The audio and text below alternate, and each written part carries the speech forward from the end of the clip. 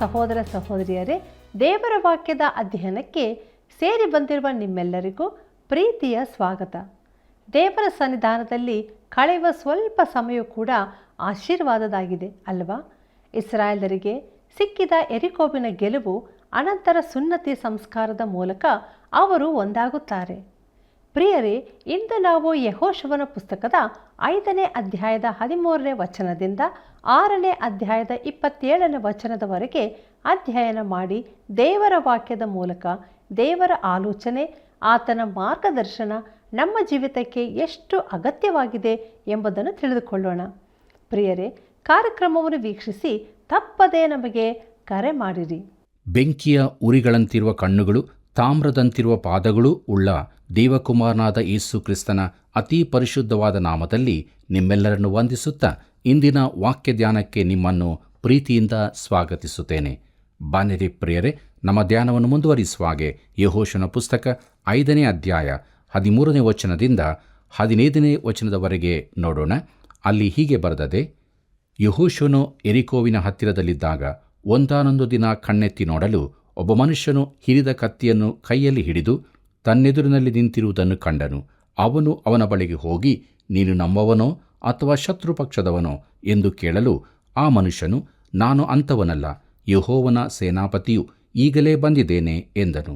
ಆಗ ಯೆಹೋಶುವನು ಅವನಿಗೆ ಸಾಷ್ಟಾಂಗ ನಮಸ್ಕಾರ ಮಾಡಿ, ಸ್ವಾಮಿಯವರು ತಮ್ಮ ಸೇವಕನಿಗೆ ಏನು ಆಜ್ಞಾಪಿಸಬೇಕೆಂದಿದ್ದೀರಿ ಅನ್ನಲು, ಯೆಹೋವನ ಸೇನಾಪತಿಯು, ನಿನ್ನ ಕಾಲಿನಿಂದ ಕೆರಗಳನ್ನು ತೆಗೆದುಹಾಕು, ನೀನು ನಿಂತಿರುವ ಸ್ಥಳವು ಪರಿಶುದ್ಧವಾದದ್ದು ಎಂದು ಯೆಹೋಶುವನಿಗೆ ಹೇಳಿದನು.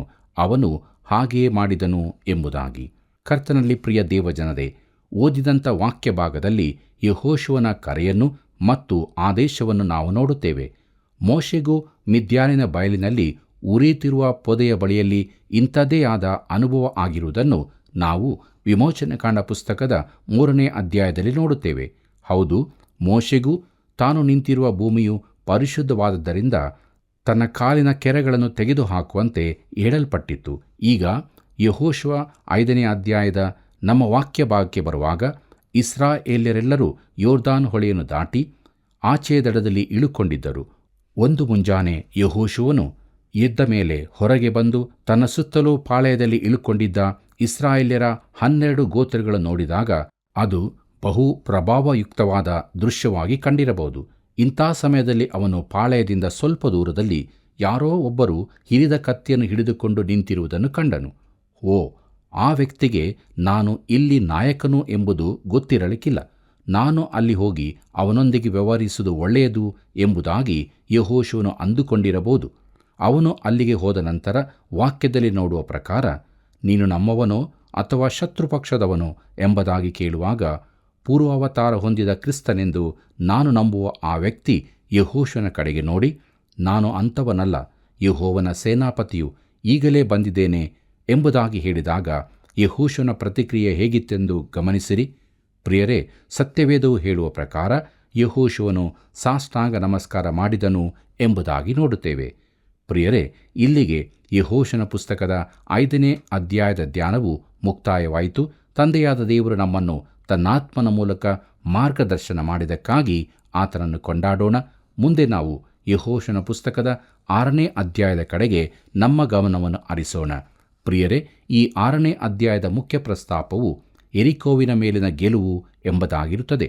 ಈಗ ನಾವು ವಾಗ್ದಾನದ ದೇಶದ ನಿಜವಾದ ಗೆಲುವಿನ ಹಂತಕ್ಕೆ ಬಂದಿದ್ದೇವೆ. ಪ್ರಿಯರೇ, ಇಸ್ರಾಯೇಲ್ಯರು ಈಗ ಗಮನಾರ್ಹವಾದ ರೀತಿಯಲ್ಲಿ ಯೊರ್ದಾನ್ ಹೊಳೆಯನ್ನು ದಾಟಿದ್ದಾರೆ ಮತ್ತು ದೇಶವನ್ನು ಪ್ರವೇಶಿಸಿ ಯೊರ್ದಾನ್ ಹೊಳೆಯ ಪಶ್ಚಿಮ ಬದಿಯಲ್ಲಿ ಇಳುಕೊಂಡಿದ್ದಾರೆ. ದೇವರು ವಾಗ್ದಾನ ಮಾಡಿದ ಹಾಲು ಜೇನು ಹರಿಯುವ ದೇಶವನ್ನು ಸ್ವಾಧೀನಪಡಿಸಿಕೊಳ್ಳಿರಿ ಎಂಬುದಾಗಿ ಹೇಳಲ್ಪಟ್ಟ ಆ ದೇಶ ಅವರ ಮುಂದೆ ಇದೆ. ಅವರಿಗಾಗಿ ಎಂಥ ಅದ್ಭುತವಾದ, ಅಗಮ್ಯವಾದ, ದಿವ್ಯವಾದ ಪೂರ್ವ ನಿರೀಕ್ಷಣ ಅವರಿಗಾಗಿ ಕಾದಿದೆ. ಸ್ವಾಭಾವಿಕವಾಗಿ ಅವರ ಹೃದಯಗಳು ಆ ವಿಚಾರದಿಂದಾಗಿ ಪುಳಕಿತಗೊಂಡಿವೆ. ಪೂರ್ವ ನಿರೀಕ್ಷಣೆ ಮತ್ತು ಹರ್ಷಗೊಂಡಿವೆ. ಸಂತೋಷದ ದೊಡ್ಡ ಅಲೆಗಳು ಅವರೊಳಗೆ ಹೊರಹೊಮ್ಮುತ್ತಿವೆ. ನೋಡಿರಿ, ಅಬ್ರಹಾಮನೊಂದಿಗೆ ದೇವರು ಮಾಡಿಕೊಂಡ ಒಡಂಬಡಿಕೆಯ ಗುರುತಾಗಿದ್ದಂಥ ಸುನ್ನತಿಯ ಮೂಲಕ ಅವರು ಗೆಲುವಿಗೋಸ್ಕರ ಒಂದುಗೂಡಿದ್ದಾರೆ. ಆ ದೇಶವನ್ನು ಹೊಂದುವುದು ಅವರ ಒಡಂಬಡಿಕೆಯ ಒಂದು ಭಾಗವಾಗಿತ್ತು. ಈ ಸುನ್ನತಿಗಾಗಿ ಯೆಹೋಶುವನು ಚೂಪಾದ ಕಲ್ಲಿನ ಚೂರಿಗಳನ್ನು ಮಾಡಿದ್ದನ್ನು ನಾವು ಜ್ಞಾಪಿಸಿಕೊಳ್ಳಬಹುದು. ಇದು ನಮ್ಮ ಜೀವಿತಕ್ಕೂ ಅನ್ವಯವಾಗುತ್ತದೆ.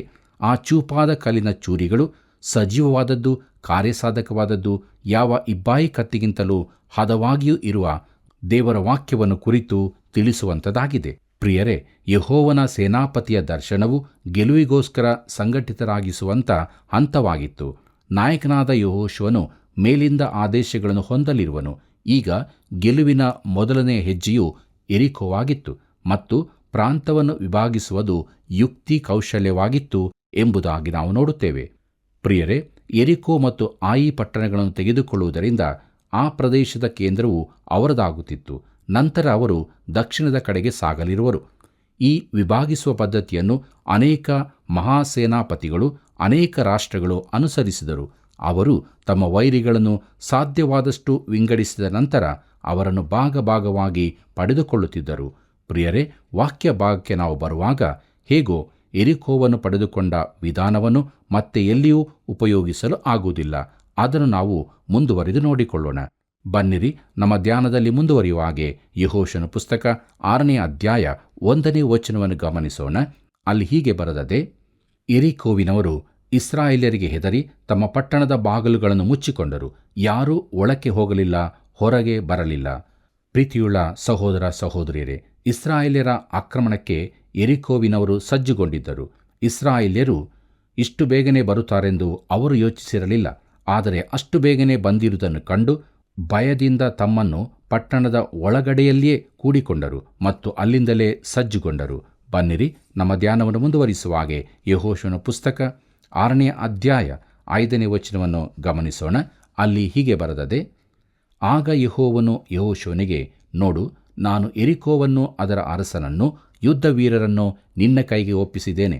ನಿಮ್ಮ ಭಟರೆಲ್ಲ 6 ದಿವಸಗಳವರೆಗೆ ದಿನಕ್ಕೆ 1 ಸಾರಿ ಪಟ್ಟಣವನ್ನು ಸುತ್ತಲಿ. 7 ಮಂದಿ ಯಾಜಕರು ಕೊಂಬುಗಳನ್ನು ಹಿಡಿದುಕೊಂಡು ಮಂಜೂಷದ ಮುಂದೆ ನಡೆಯಲಿ. 7ನೆಯ ದಿವಸ ನೀವು ಪಟ್ಟಣವನ್ನು 7 ಸಾರಿ ಸುತ್ತಬೇಕು. ಯಾಜಕರು ಕೊಂಬುಗಳನ್ನು ಊದಬೇಕು. ಅವರು ದೀರ್ಘವಾಗಿ ಊದುವ ಕೊಂಬಿನ ಧ್ವನಿಯು ಕೇಳಿಸುತ್ತಲೇ ನೀವೆಲ್ಲರೂ ಮಹತ್ತರವಾಗಿ ಆರ್ಭಟಿಸಿರಿ. ಆಗ ಪಟ್ಟಣದ ಗೋಡೆಯು ತಾನೇ ಬಿದ್ದು ಹೋಗುವುದು, ಪ್ರತಿಯೊಬ್ಬನು ನೆಟ್ಟಗೆ ಒಳನುಗ್ಗಬಹುದು ಎಂದು ಹೇಳಿದನು ಎಂಬುದಾಗಿ. ಪ್ರಿಯರೇ, ಕಾರ್ಯಾಚರಣೆಯ ಸರಣಿಯನ್ನು ಪ್ರಾರಂಭಿಸುವ ದಿನವೂ ಬಂದಿತು. ಬಹು ವಿಚಿತ್ರವಾದ ಆದೇಶವನ್ನು ಯೆಹೋವನು ಯೆಹೋಶುವನಿಗೆ ನೀಡಿದನು. ಯೆಹೋಶುವನು ಯೆಹೋವನಿಂದ ಹೊಂದಿದ ಆದೇಶವನ್ನು ನಿಷ್ಕೃಷ್ಟವಾಗಿ ಪಾಲಿಸಿದನು. ಬನ್ನಿರಿ, ನಮ್ಮ ಧ್ಯಾನದಲ್ಲಿ ಮುಂದುವರಿಯುವ ಹಾಗೆ ಯೆಹೋಶುವನ ಪುಸ್ತಕ 6ನೇ ಅಧ್ಯಾಯ 8ರಿಂದ 11ನೇ ವಚನದವರೆಗೆ ಗಮನಿಸೋಣ. ಅಲ್ಲಿ ಹೀಗೆ ಬರೆದದೆ: ಯೆಹೋಶುವನು ಆಜ್ಞಾಪಿಸಿದಂತೆಯೇ 7 ಮಂದಿ ಯಾಜಕರು ಕೊಂಬುಗಳನ್ನು ಹಿಡಿದುಕೊಂಡು ಊದುತ್ತಾ ಯೆಹೋವನ ಮುಂದೆ ನಡೆದರು. ಯೆಹೋವನ ಒಡಂಬಡಿಕೆಯ ಮಂಜೂಷವು ಅವರ ಹಿಂದೆ ಹೋಯಿತು. ಯುದ್ಧ ಸನ್ನದ್ಧರಾದವರು ಕೊಂಬುಗಳನ್ನು ಊದುತ್ತಿದ್ದ ಯಾಜಕರ ಮುಂದೆ ಇದ್ದರು. ಹಿಂದನ ದಳವು ಮಂಜೂಷದ ಹಿಂದಿತ್ತು. ಕೊಂಬುಗಳನ್ನು ಊದುತ್ತಲೇ ಹೋಗುತ್ತಿದ್ದರು. ಯೆಹೋಶುವನು ಜನರಿಗೆ, ನೀವು ಈಗ ಆರ್ಭಟಿಸಬಾರದು. ನಿಮ್ಮ ಧ್ವನಿಯು ಕೇಳಿಸದಿರಲಿ. ನಿಮ್ಮ ಬಾಯಿಂದ ಒಂದು ಮಾತಾದರೂ ಹೊರಡದಿರಲಿ. ಆರ್ಭಟಿಸಿರೆಂದು ನಾನು ಹೇಳುವ ದಿವಸದಲ್ಲಿ ಮಾತ್ರ ಆರ್ಭಟಿಸಿರಿ ಎಂದು ಆಜ್ಞಾಪಿಸಿದ್ದನು.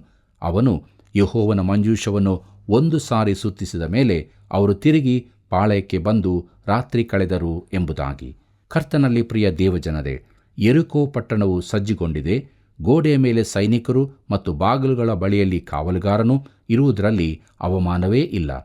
ಪಟ್ಟಣದೊಳಗಿರುವ ಸೈನಿಕ ದಳವು ಮತ್ತು ಸಿಬ್ಬಂದಿ ವರ್ಗದವರು ಗೋಡೆಯ ಮೇಲಿರುವವರಿಂದ ವರದಿಗಳನ್ನು ಪಡೆಯುತ್ತಿದ್ದರು.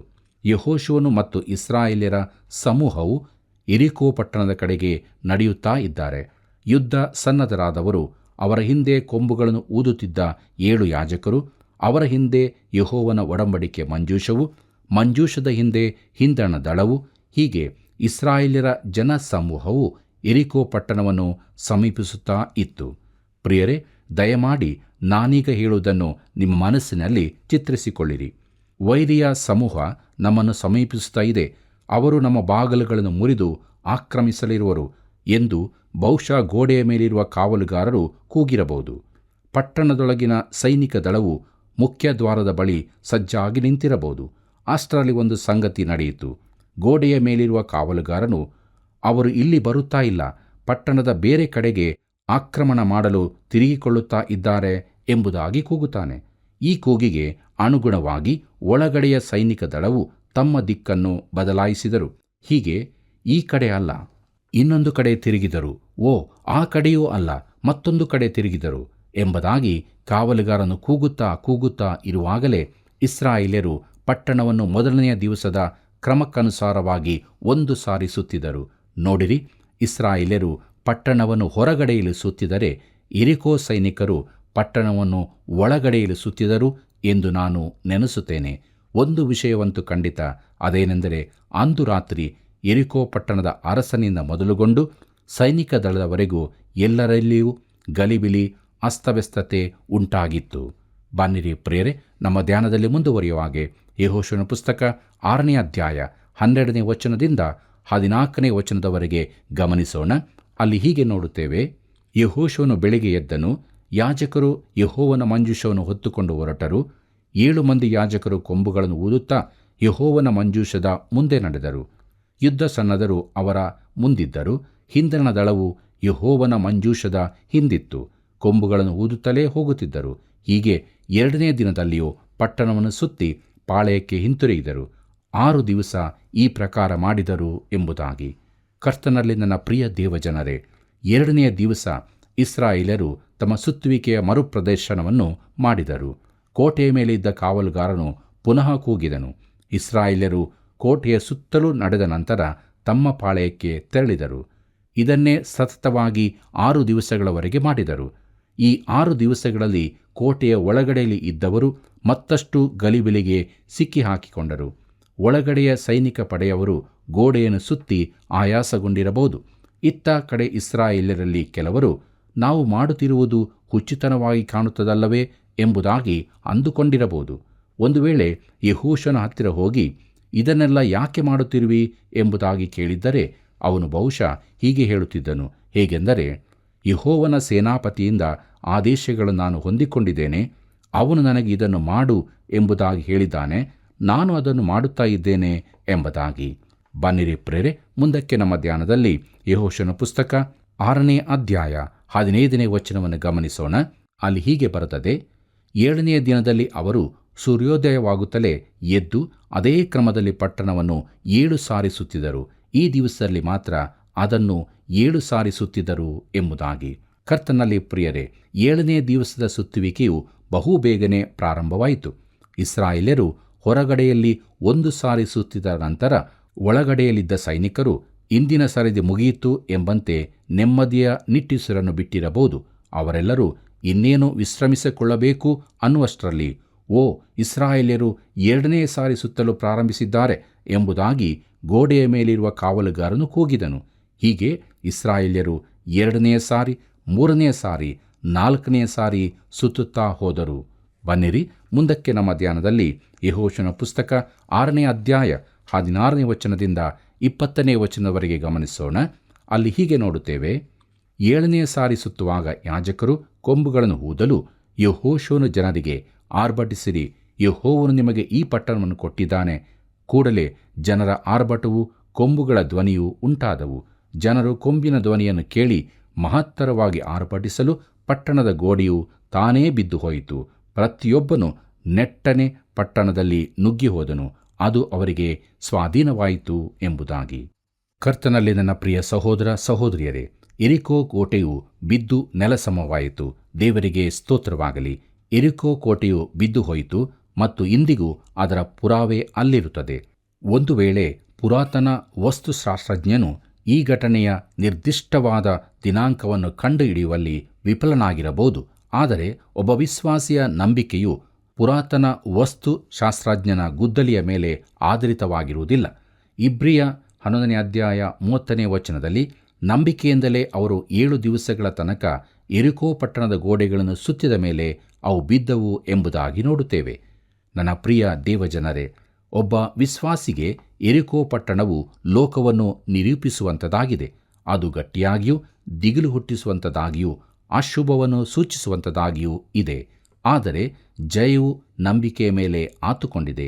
ಯೋಹಾನ ಬರೆದ 1ನೇ ಪತ್ರಿಕೆ 5ನೇ ಅಧ್ಯಾಯ 4ನೇ ವಚನದಲ್ಲಿ, ಯಾಕಂದರೆ ದೇವರಿಂದ ಹುಟ್ಟಿರುವಂಥದ್ದೆಲ್ಲವೂ ಲೋಕವನ್ನು ಜಯಿಸುತ್ತದೆ, ಲೋಕವನ್ನು ಜಯಿಸುವಂತಾದು ನಮ್ಮ ನಂಬಿಕೆಯೇ ಎಂಬುದಾಗಿ ಸ್ಪಷ್ಟವಾಗಿ ನಾವು ಓದಿ ತಿಳುಕೊಳ್ಳುತ್ತೇವೆ. ಇಬ್ರಿಯರಿಗೆ ಬರೆದ ಪತ್ರಿಕೆಯ 11ನೇ ಅಧ್ಯಾಯವು ಹೇಗೆ ನಂಬಿಕೆಯು ಎಲ್ಲ ಕಾಲಗಳಲ್ಲಿಯೂ ದೇವರಿಂದ ಆಯ್ದುಕೊಳ್ಳಲ್ಪಟ್ಟಂಥ ಸೇವಕರ ಜೀವಿತಗಳಲ್ಲಿ ಪ್ರಕಟವಾಯಿತು ಎಂಬುದನ್ನು ಮತ್ತು ಅವರು ಲೋಕವನ್ನು ಎದುರು ಬದುರಾಗಿ ಸಂಧಿಸಿದಾಗ ಹೇಗೆ ನಂಬಿಕೆಯಿಂದಲೇ ಜಯಿಸಿದರು ಎಂಬುದನ್ನು ಕೂಡ ತಿಳಿಸುತ್ತದೆ. ಬನ್ನಿರಿ, ಈಗ ಸಂಕ್ಷಿಪ್ತವಾಗಿ 2 ವಿಷಯಗಳನ್ನು ನೋಡಿಕೊಳ್ಳೋಣ. ಮೊದಲನೇದಾಗಿ ರಹಾಬಳು ಕಾಪಾಡಲ್ಪಟ್ಟಳು ಎಂಬುದಾಗಿ. ನಮ್ಮ ಧ್ಯಾನವನ್ನು ಮುಂದುವರಿಸುವಾಗೆ ಯೆಹೋಶುವನ ಪುಸ್ತಕ 6ನೇ ಅಧ್ಯಾಯ 22, 23 ಮತ್ತು 25ನೇ ವಚನವನ್ನು ಗಮನಿಸೋಣ. ಅಲ್ಲಿ ಹೀಗೆ ಬರೆದದೆ: ಯೆಹೋಶುವನು ದೇಶವನ್ನು ಸಂಚರಿಸಿ ನೋಡಿದ್ದ 2 ಮನುಷ್ಯರಿಗೆ, ನೀವು ಆ ಸೂಳೆಯ ಮನೆಗೆ ಹೋಗಿ ಅವಳಿಗೆ ಪ್ರಮಾಣ ಮಾಡಿದಂತೆ ಅವಳನ್ನು ಅವಳಿಗಿರುವುದೆಲ್ಲವನ್ನು ಹೊರಗೆ ತೆಗೆದುಕೊಂಡು ಬನ್ನಿರಿ ಎಂದು ಹೇಳಲು, ಆ ಯವನಸ್ಥರು ಹೋಗಿ ರಹಾಬಳನ್ನು, ಅವಳ ತಂದೆ ತಾಯಿಗಳನ್ನು, ಸಹೋದರರನ್ನು, ಅವಳಿಗಿರುವುದೆಲ್ಲವನ್ನು, ಅವಳ ಗೋತ್ರದ ಎಲ್ಲಾ ಜನರನ್ನು ತಂದು ಇಸ್ರಾಯೇಲ್ಯರ ಪಾಳೆಯದ ಹೊರಗೆ ಇಟ್ಟರು. ಸೂಳೆಯಾದ ರಹಾಬಳು ಯೆರಿಕೋ ಪಟ್ಟಣವನ್ನು ಸಂಚರಿಸಿ ನೋಡುವುದಕ್ಕೆ ಬಂದಿದ್ದ ಯೆಹೋಶುವನ ದೂತರನ್ನು ಅಡಗಿಸಿಟ್ಟಿದ್ದರಿಂದ ಅವನು ಅವಳನ್ನೂ ಅವಳ ತಂದೆಯ ಮನೆಯವರನ್ನು ಅವಳಿಗಿರುವುದೆಲ್ಲವನ್ನು ಉಳಿಸಿದನು. ಅವಳು ಇಂದಿನವರೆಗೂ ಇಸ್ರಾಯೇಲ್ಯರಲ್ಲಿ ವಾಸವಾಗಿದ್ದಾಳೆ ಎಂಬುದಾಗಿ. ಕರ್ತನಲ್ಲಿ ಪ್ರಿಯ ದೇವಜನರೇ, ಯೆಹೋಶುವನು ಹಾಗೂ ಅವನ ದೂತರು ಮಾತು ಕೊಟ್ಟಂತೆಯೇ ರಹಾಬಳನ್ನು ಅವಳ ಕುಟುಂಬದವರೆಲ್ಲರನ್ನೂ ಕಾಪಾಡಿದರು. ಹೌದು, ದೇವರು ಅವಳ ನಂಬಿಕೆಯನ್ನು ಘನಪಡಿಸಿ ಅವಳನ್ನು ಇಂದಿನವರೆಗೂ ಇಸ್ರಾಯೇಲ್ಯರಲ್ಲಿ ವಾಸವಾಗಿರುವಂತೆ ಮಾಡಿದನು. ಅದು ಹೇಗೆಂದರೆ, ಯೇಸು ಕ್ರಿಸ್ತನ ಪೂರ್ವಿಕರಲ್ಲಿ ಅವಳೂ ಸೇರಿಕೊಳ್ಳುವಂತೆ ಮಾಡಿದನು. ಅಂದರೆ ಯೇಸು ಕ್ರಿಸ್ತನ ವಂಶಾವಳಿಯನ್ನು ಓದುವಾಗಲೆಲ್ಲ ರಹಾಬಳ ಹೆಸರನ್ನು ನಾವು ಖಂಡಿತವಾಗಿಯೂ ಓದುತ್ತೇವೆ.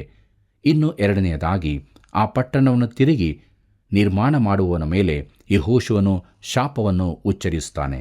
ಬನ್ನಿರಿ, ನಮ್ಮ ಧ್ಯಾನವನ್ನು ಮುಂದುವರಿಸುವಾಗೆ ಯೆಹೋಶುವನ ಪುಸ್ತಕ 6ನೇ ಅಧ್ಯಾಯ 26ನೇ ವಚನವನ್ನು ಗಮನಿಸೋಣ.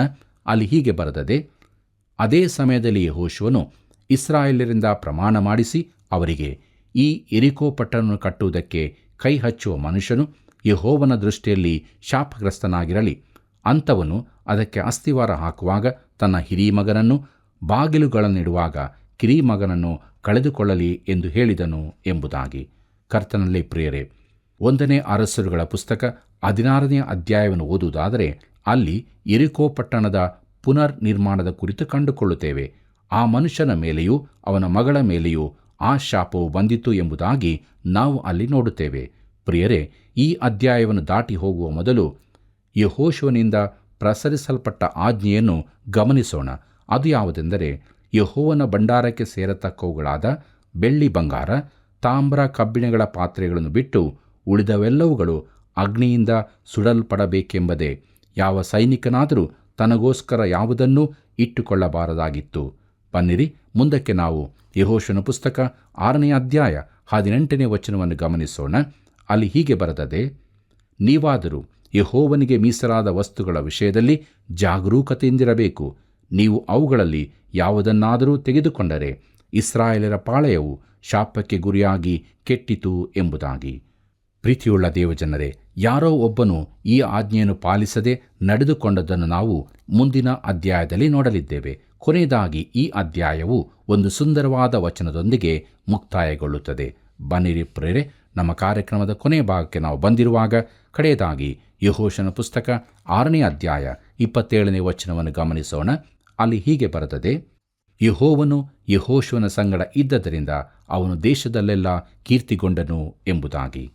ಕರ್ತನಲ್ಲಿ ಪ್ರೀತಿಯುಳ್ಳ ಸಹೋದರ ಸಹೋದರಿಯರೇ, ಯೆಹೋವನು ಯೆಹೋಶುವನ ಸಂಗಡ ಇದ್ದನು ಎಂಬುದಾಗಿ ಓದುವಾಗ ಒಂದು ನಡೆದ ಘಟನೆಯು ನನ್ನ ನೆನಪಿಗೆ ಬರುತ್ತದೆ.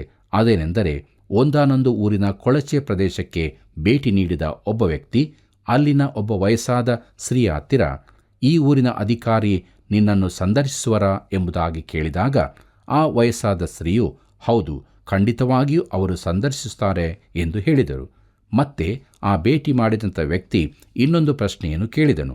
ಅದೇನೆಂದರೆ, ರಾಜಾದಿರಾಜನಾದ ಯೇಸು ಕ್ರಿಸ್ತನು ನಿನ್ನನ್ನು ಸಂಧಿಸುತ್ತಾನೋ ಎಂಬುದಾಗಿ ಕೇಳಿದಾಗ, ಇಲ್ಲ, ಅವರು ಸಂಧಿಸುವುದಿಲ್ಲ ಎಂಬುದಾಗಿ ಆ ಸ್ತ್ರೀಯು ಹೇಳಿದಳು. ಪ್ರಿಯರೇ, ಈ ಉತ್ತರವನ್ನು ಕೇಳಿದ ಆ ವ್ಯಕ್ತಿ ಬಹು ಆಶ್ಚರ್ಯಚಕಿತನಾದನು. ಆಗ ಆ ವಯಸ್ಸಾದ ಸ್ತ್ರೀಯು ರಾಜಾದಿರಾಜನಾದ ಯೇಸು ಕ್ರಿಸ್ತನು ನನ್ನನ್ನು ಸಂಧಿಸುವುದಿಲ್ಲ, ಆತನು ನನ್ನೊಂದಿಗೆ ವಾಸಿಸುತ್ತಾನೆ ಎಂಬುದಾಗಿ ಹೇಳಿದಳು. ನನ್ನ ಪ್ರೀತಿಯುಳ್ಳ ದೇವಜನರೇ, ದೇವರು ನಮ್ಮ ಸಂಗಡ ಇರುವುದು, ವಾಸಿಸುವುದು ಎಂಥ ದಿವ್ಯವಾದ ಸೌಭಾಗ್ಯದ ಸಂಗತಿಯಲ್ಲವೇ? ಆದರೆ ದೇವರು ನಮ್ಮೊಂದಿಗೆ ವಾಸಿಸಬೇಕಾದರೆ ನಮ್ಮ ಜೀವಿತ ಎಂಥದ್ದಾಗಿರಬೇಕು? ನೋಡಿರಿ, ಪರಿಶುದ್ಧನಾದ ದೇವರು ಪರಿಶುದ್ಧತೆಯಲ್ಲಿ ವಾಸಿಸಲು ಬಯಸುತ್ತಾನೆ. ಆದುದರಿಂದ ನಮ್ಮನ್ನು ನಾವು ಪರೀಕ್ಷಿಸಿಕೊಂಡು ನಮಗಂಟಿಕೊಂಡಿರುವ ಈ ಲೋಕದ ಮಲಿನತ್ವವನ್ನು ಜಾಡಿಸಿಬಿಟ್ಟು ಪರಿಶುದ್ಧರಾಗಿ ಜೀವಿಸುವುದಾದರೆ ಖಂಡಿತವಾಗಿಯೂ ದೇವರು ನಮ್ಮ ಸಂಗಡ ಇರುತ್ತಾನೆ ಮತ್ತು ನಮ್ಮೊಂದಿಗೆ ವಾಸಿಸುತ್ತಾನೆ. ಕರ್ತನಲ್ಲಿ ಪ್ರಿಯರೇ, ಯೆರಿಕೋ ಕೋಟೆಯು ತಾನಾಗಿ ಕೆಳಗುರುಳಿ ನೆಲಸಮವಾಯಿತು. ಹಾಗೆಯೇ ನಮ್ಮ ಯೆರಿಕೋವನ್ನು ಜಯಿಸಬೇಕಾದರೆ ನಾವು ದೇವರಿಗೆ ವಿಧೇಯರಾಗಿ ನಂಬಿಕೆಯಿಂದ ಆತನು ಹೇಳಿದಂತೆ ಮಾಡೋಣ. ನಾವು ಮಾಡುವಂಥದ್ದು ಜನರಿಗೆ ಹಾಸ್ಯಾಸ್ಪದವಾಗಿ ಕಾಣಬಹುದು, ಆದರೆ ನಮ್ಮ ನಂಬಿಕೆಯನ್ನು ಘನಪಡಿಸುವ ದೇವರು ಖಂಡಿತವಾಗಿಯೂ ನಮಗೆ ಜಯವನ್ನು ನೀಡುತ್ತಾನೆ. ಆದುದರಿಂದ ದೇವರ ಚಿತ್ತಕ್ಕೆ ನಮ್ಮನ್ನು ಒಪ್ಪಿಸಿಕೊಟ್ಟು ಆತನ ಮಾರ್ಗದಲ್ಲಿ ಜೀವಿಸುತ್ತಾ ಆತನ ಉನ್ನತವಾದ ಆಶೀರ್ವಾದಕ್ಕೆ ಪಾತ್ರರಾಗೋಣ. ದೇವರು ತಾನೇ ತನ್ನಾತ್ಮನ ಮೂಲಕ ನಮ್ಮನ್ನು ಬಲಪಡಿಸಿ ನಡೆಸಲಿ. ದೇವರ ಕೃಪೆಯು ಸದಾ ನಿಮ್ಮೆಲ್ಲರೊಂದಿಗೆ ಇರಲಿ. ಪ್ರಿಯರೇ, ಯೆಹೋಶುವನ ನಾಯಕತ್ವದಲ್ಲಿ ಇಸ್ರಾಯೇಲರು ವಾಗ್ದಾನ ದೇಶವನ್ನು ಪ್ರವೇಶಿಸಲು ಮುನ್ನಡೆಯುವಾಗ ಗೆಲುವಿನ ಮೊದಲನೆಯ ಹೆಜ್ಜೆಯೇ ಯೆರಿಕೋವಾಗಿತ್ತು. ಯೆಹೋಶುವನ ದೇವರ ಉದ್ದೇಶವನ್ನು ತಪ್ಪದೇ ಪಾಲಿಸಿದನು. ಯೆರಿಕೋ ಕೋಟೆಯು ಬಿದ್ದು ಹೋದದ್ದು ದೇವರ ಕೆಲಸವೇ, ಅದು ನಂಬಿಕೆಯ ಕ್ರಿಯೆಯೇ. ಅದರಂತೆ ಯೆರಿಕೋ ಎಂಬ ಲೋಕವನ್ನು ಜಯಿಸಬೇಕಾದರೆ ನಮ್ಮ ಕ್ರಿಯೆಗಳೆಂಬ ನಂಬಿಕೆಯಾಗಿದೆ. ಇದೇ ಸಾಧ್ಯ. ಹಾಗಾದರೆ ನೀವು ಕೂಡ ದೇವರ ಮೂಲಕ ನಂಬಿಕೆಯಲ್ಲಿ ಬಲ ಹೊಂದಿ ನಿಮ್ಮ ಎದುರಿಗಿರುವ ಲೋಕವನ್ನು ಜಯಿಸಿರಿ, ದೇವರನ್ನು ಘನಪಡಿಸಿರಿ. ಬನ್ನಿರಿ, ನಾವು ಕಣ್ಣುಗಳನ್ನು ಮುಚ್ಚಿ ಪ್ರಾರ್ಥನೆಯನ್ನು ಮಾಡೋಣ. ಸ್ತುತಿ ಸ್ತೋತ್ರಗಳ ಮಧ್ಯದಲ್ಲಿ ವಾಸ ಮಾಡುವ ಸ್ವರ್ಗೀಯ ತಂದೆಯಾದ ದೇವರೇ, ಇಷ್ಟು ಒಳ್ಳೆಯ ಸಮಯವನ್ನು ನಮಗೆ ಅನುಗ್ರಹಿಸಿಕೊಟ್ಟಿದ್ದಿ. ನಿನ್ನ ಸಜೀವವುಳ್ಳ ವಾಕ್ಯಗಳನ್ನು ಧ್ಯಾನಿಸುವಂಥ ಕೃಪೆಗೆ ನಮ್ಮನ್ನು ನಡೆಸಿದ್ದಿ. ಅದಕ್ಕಾಗಿ ಸ್ತೋತ್ರ. ಯೆರಿಕೋ ಪಟ್ಟಣದ ವಿಷಯವಾಗಿ ಅನೇಕ ಆತ್ಮಿಕ ಪಾಠಗಳನ್ನು ನೀನು ನಮಗೆ ಬೋಧಿಸಿದ್ದಿ, ಕಲಿಸಿದ್ದಿ. ಸ್ತೋತ್ರ. ನಿನ್ನ ವಾಕ್ಯಗಳನ್ನು ಕೇಳಿ ನಾವು ಮರೆತು ಹೋಗದೆ ಅದರಂತೆ ನಡೆಯಲು ಕೃಪೆ ಮಾಡು. ಈ ಕಾರ್ಯಕ್ರಮವನ್ನು ವೀಕ್ಷಿಸುತ್ತಿರುವಂಥ ಪ್ರತಿಯೊಬ್ಬೊಬ್ಬ ಸದಸ್ಯರನ್ನು ಕರ್ತನ ಹೆಸರಾಗಿಯೂ ಕುಟುಂಬವಾಗಿಯೂ ಆಶೀರ್ವದಿಸು. ಅವರ ಜೀವಿತದಲ್ಲಿ ಜಯದ ಜೀವಿತವನ್ನು ಹೊಂದುವಂತೆ, ಕ್ರಿಸ್ತನ ಮಹಿಮೆಗಾಗಿ ಜೀವಿಸುವಂತೆ ಕೃಪೆ ಮಾಡು. ಈ ಪ್ರಾರ್ಥನೆಯನ್ನು ನಜರೇತಿನ ಯೇಸುವಿನ ನಾಮದಲ್ಲಿ ಬೇಡಿ ಹೊಂದಿದ್ದೇವೆ ತಂದೆಯೇ, ಆಮೇನ್. ಪ್ರಿಯರೇ, ಲೋಕವನ್ನು ಅದರ ಆಶೆಗಳನ್ನು ಜಯಿಸಲು ನಮ್ಮ ನಂಬಿಕೆಯಿಂದ ಸಾಧ್ಯ. ಈ ಸತ್ಯವನ್ನು ಎಲ್ಲರೂ ತಿಳಿದುಕೊಳ್ಳುವಂತೆ ಇತರರಿಗೂ ಈ ಕಾರ್ಯಕ್ರಮದ ಬಗ್ಗೆ ತಿಳಿಸಿರಿ. ನಿಮ್ಮ ಅತಿ ಅಮೂಲ್ಯವಾದ ಕರೆಗಳಿಂದ ಈ ಸೇವೆಯನ್ನು ಪ್ರೋತ್ಸಾಹಿಸಿರಿ. ದೇವರ ಪ್ರೀತಿ ನಿಮ್ಮಲ್ಲಿ ನೆಲೆಯಾಗಿರಲಿ.